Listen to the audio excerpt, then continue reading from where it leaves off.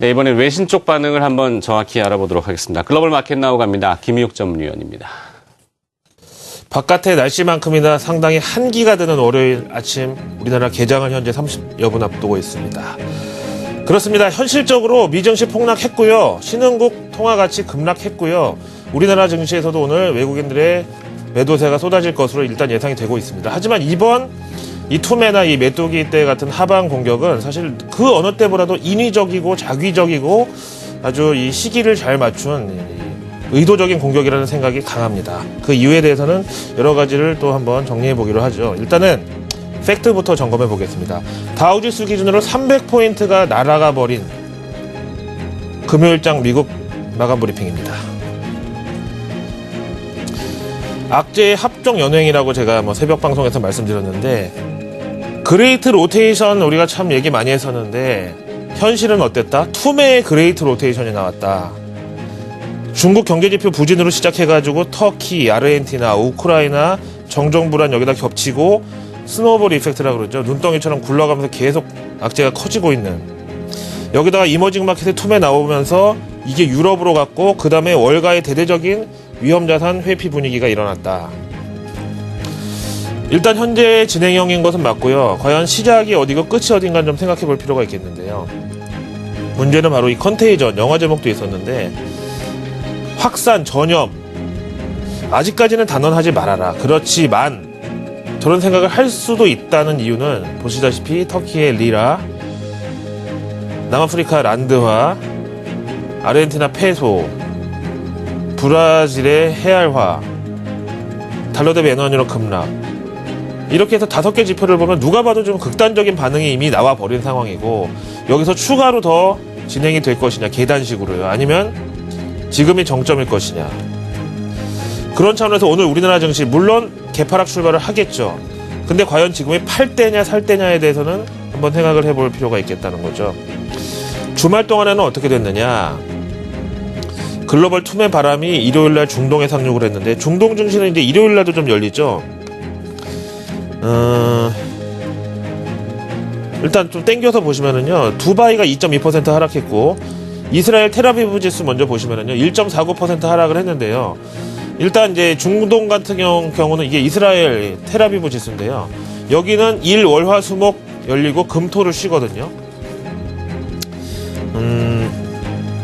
일, 월, 화, 수, 목에서 목요일 끝날 때까지 반영이 안 됐다가 이제 일요일날 개장하면서 반영이 된 것인데, 그래도 미국보다 그렇게 크지는 않았다는 점, 그러니까 주말 지나면서 조금 진정이 되고는 있다는 점, 이런 게 반가운데, 새벽에 시작한 미국 선물 지수 보시면은요, 지금 S&P하고 나스닥 선물 좀 보고 싶은데 혹시 준비가 되나요? 그만큼 빠졌으면 오늘 약간 좀 기술적 반등이라도 나와줘야 될 텐데, 아시아 증시 이 분위기하고 지금 연동이 되면서 S&P, 나스닥 선물 둘 다 이틀 만에 열렸음에도 불구하고 또 하락을 하면서 지금 출발을 하고 있습니다. 나스닥 경우에 한 11포인트, S&P 선물 경우에 4포인트 정도 이제 추가 하락이고요. 지난 금요일날 한 2% 넘게 3% 가까이 하락한 거에 비하면 오늘 데드캣 바운스라도 나올 줄 알았는데 아직까지 이 하락의 기미가 진정되지는 않고 있습니다. 자, 다음 내용으로 가시죠. 여기다 이제 이런 것도 나와 있는데요. HSBC 은행 아시죠? 홍콩 샹하이 뱅크의 약자인데, 이 홍샹은행이라고 업계에서는 부르는데, 여기가 사실 아시아에서 제일 영업 기반이 크긴 하지만은 영국 회사거든요. 이 HSBC에서 뱅크런에 대비하기 위해서 인출한도 제한 지침을 내려보냈답니다. 5천에서 10,000파운드, 우리나라 돈으로 900만 원에서 1,800만 원까지는 현금 인출이 불가하다. 그러니까 이제 저 구간은 누가 봐도 개인 고객들이 많이 이제 찾을 수 있고, 또 휴대하기에 현실적으로 이제 가장 큰 규모라고 보는 거고요. 만약에 기업금융 어음 이런 거 막으면 그때는 다 난리 나는 거고요. 그러니까 이제 개인들의 이런 뱅크런에 대비하기 위해서 저렇게 현금 인출 불가 지침을 내렸다. 전문가 의견 두 편 들어볼까요? 이번 사태에 대해서. 웨드부시 모간증권의 운용본부장. 현재 금융시장을 지배하고 있는 것은 바로 긴장과 우려. 이머징 마켓에서 온 감기에 전 세계가 같이 걸려버렸다. 또한 연준이 이번 주 FOMC에서 100억 달러 추가 양적완화 축소를 단행할 것이라는 전망이 지배적인 상황에서 이것도 역시 미증시 체력을 허약하게 만들어서 감기에 더 쉽게 걸린 것이라는 이런 비유를 했습니다. 다음에 자산 규모 기준으로 세계 1위 바이사이드죠. 블랙락에서는요. 이게 연초다 보니까 뭐 금연 다이어트 뭐 이런 결심 뭐 많이 하듯이 지나친 낙관론이 만연한데 이거를 경계해야 할 필요가 있다면서 지난주 겪었던 시장의 변동성이 바로 올해 전체 연간 증시 예고편이다. 축소판이다. 올해야말로 변동성의 향연이 펼쳐질 것이라고 강조했습니다. 지난주 코스피 보시면 1970까지 단숨에 뛰었다가 곧바로 또 급락을 했고 오늘도 이제 조금 그럴 공산이 일단 크다고 봐야 되겠죠. 자, 그렇다면 이제 FOMC를 앞두고 있는 이 풋세력들의 발령기, 손발 맞추기 이런 거라고 지금의 하락을 봤을 때 과연 현실에서 이게 지표로 증명이 되나 이런 생각을 하게 되잖아요. 되긴 되네요. 나는 당신이 FOMC 전후의 한 일을 알고 있다. 뭐 이런 제목인데요. FOMC는 턴어라운드다라는 이 재료로서의 가치가 분명하게 나왔다고 합니다. 사실요, 뭐 마켓에서 선수들은 그렇게 얘기합니다. 야, FOMC 앞두고 증시가 좋았던 적이 있었느냐. 근데 이제 우리 입장에서 또 억울한 게 추석하고 설날 주간치고 또 증시가 좋았던 적이 있었느냐. 이제 이것까지 하면은 두 명의 시어머니를 케어해야 되는 상황인데요. 일단 표를 보면서 말씀을 드려보겠습니다.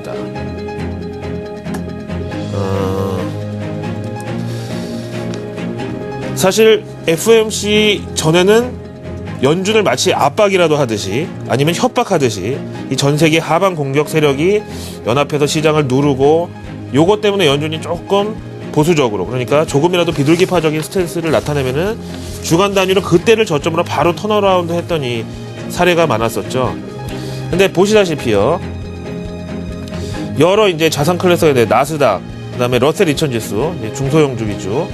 그 다음에 이머징 마켓이 마이너스 3.04. 그 다음에 이제 코스피. 그 다음이 중국. 그 다음에 중간에 브라질 껴있고. 이런 식으로 이제 FOMC라는 테마를 놓고 벌이는 롱숏 게임.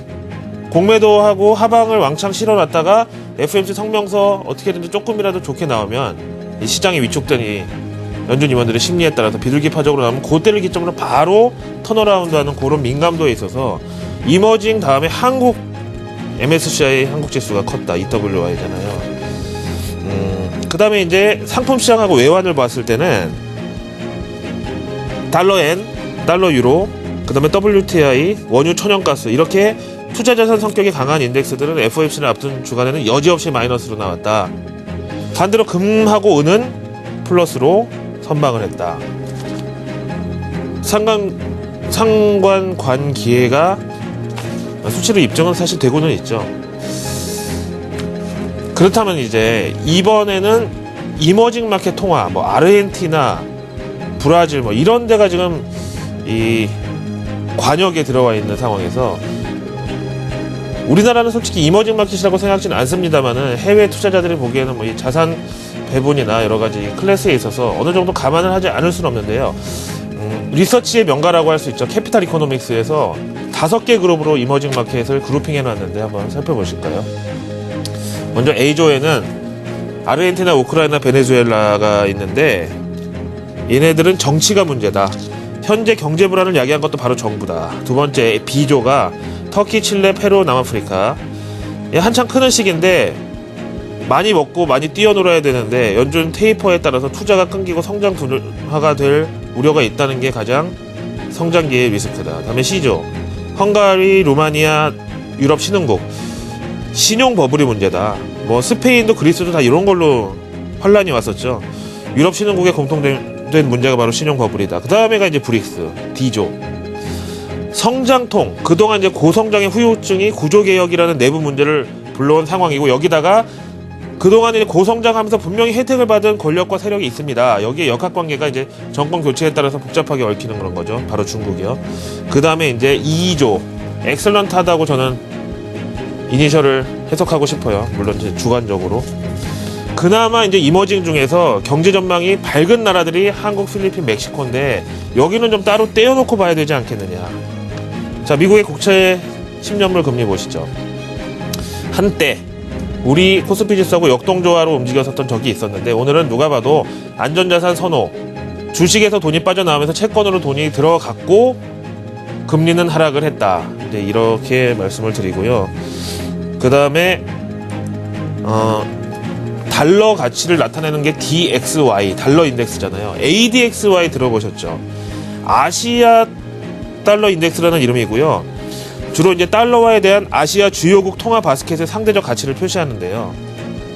그러니까 이제 그냥 달러 인덱스는 엔화도 들어가 있고 유로화도 들어가 있고 이런데, 이거는 아시아가 이 주인공입니다. 그래서 ADXY, 달러화에 대한 아시아 주요국 통화 바스켓의 상대적 가치를 표시하는 지수입니다.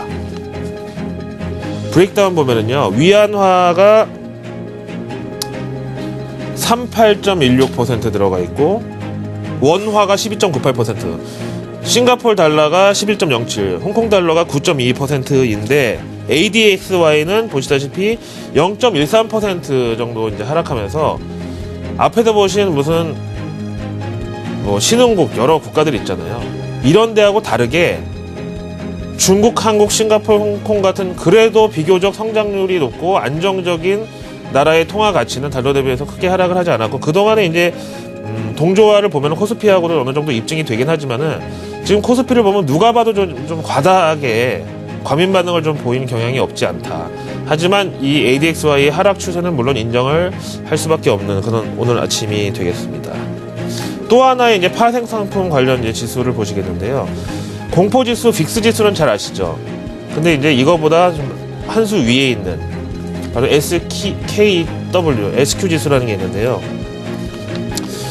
요거는 좀 극단적 리스크를 해지하는 상품으로 알려져 있습니다. 주로 이제 기관 투자가들이 페테일급, 그러니까 블랙스완급의 이 극단적 위험에 대한 이 회피 목적으로 해지하는 이런 옵션 상품 가격인데, 보시면은 131.61이잖아요. 여기서 보시면 130선이 대단히 중요합니다.